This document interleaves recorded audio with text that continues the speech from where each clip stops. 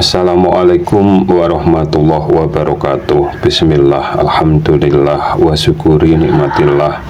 La haula wa la quwata illa billahil aliyul azim. Kesesatan Wahabi menghukumi semua bid'ah sesat.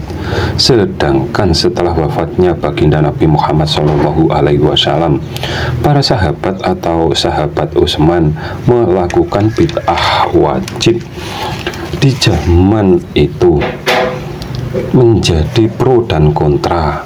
Sahabat Utsman mengumpulkan ayat-ayat Al-Quran dijadikan satu menjadi kitab suci Al-Quran.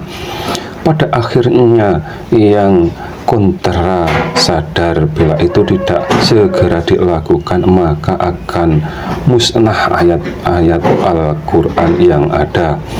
Hukum bid'ah itu disebut hukum fikih, akan tetapi mereka menghukumi atau dianggap akidah atau tauhid.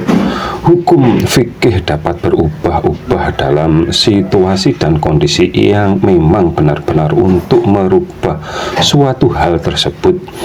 Kalau akidah sampai kapanpun tidak akan dapat dirubah. Bila berubah dalam memahami pasti yang disembah berhala, sama persis dengan hukum menggambar yang diharamkan dalam pengertian menggambarkan zatnya Allah Subhanahu wa ta'ala. Asal mula hukum menggambar diharamkan itu dari asal mula di zamannya anak cucu Adam, bila ada orang yang sekiranya dapat dijadikan teladan untuk orang lain atau masyarakat di zaman itu, mereka buatkan patungnya.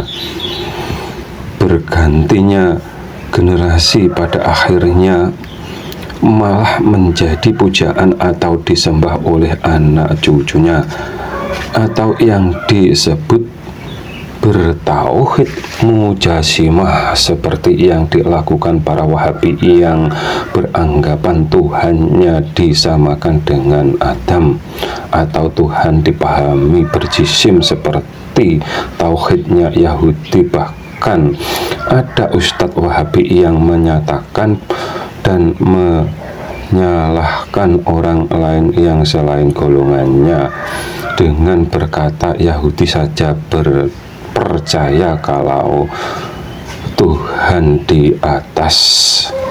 Akan tetapi ustadz tersebut mengira bumi ini datar, sedangkan bumi ini yang sebenarnya ini bulat, dan bulat sama dengan 129.600 derajat. Ada ustadz dari Muhammadiyah dan NU yang di video-videonya membela golongan Wahabi dan menutup-nutupi kesesatannya Wahabi, entah maksudnya apa dan apa mungkin mereka mendapat empau dari golongan Wahabi, atau mungkin tauhidnya ustadz dari Muhammadiyah dan NU tersebut juga mujasimah. Yang pasti Khawarij mengajarkan agar umat manusia masuk ke dalam neraka karena salah iman. Neraka sebagai imbalan atau balasan amal ibadahnya. Kenali kafirnya diri kita sendiri. Bila mana dalam hati pikiran ada prasangka atau membayangkan atau menggambarkan zatnya Allah Subhanahu wa ta'ala, seperti apapun itu yang disebut musyrik hati atau disebut kafirnya diri sendiri.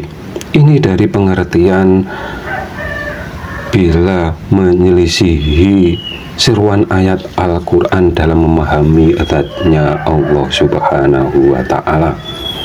Bila ada kata yang salah kami mohon maaf. Akhirus salam, wassalamualaikum warahmatullahi wabarakatuh.